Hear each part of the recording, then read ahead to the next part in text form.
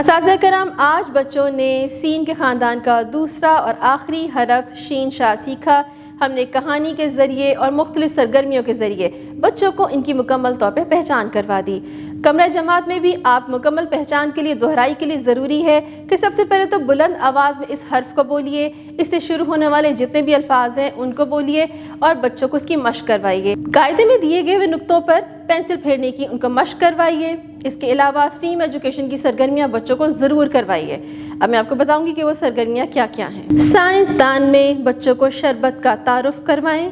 شربت تیار کرنے میں بچوں کی رہنمائی کریں۔ ان کو بتائیے کہ زیادہ تر ہم شربت گرمی کے موسم میں پیتے ہیں جب ہمیں پیاس محسوس ہوتی ہے۔ جدت دان میں QR کوڈ کو اسکین کریں اور شین والے الفاظ کی بچوں کو پہچان کروائیے۔ تعمیر دان میں پلے ڈو کی مدد سے شلجم بنانے میں بچوں کی رہنمائی کریں۔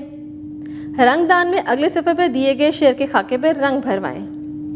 ریاضی دان میں بچوں سے جماعت میں موجود شین سے شروع ہونے والے چیزوں کی گنتی کروائیے۔ اس طرح ان کو گنتی بھی کرنا آ جائے گا اور نئے نئے الفاظ کی پہچان بھی ہو جائے گی۔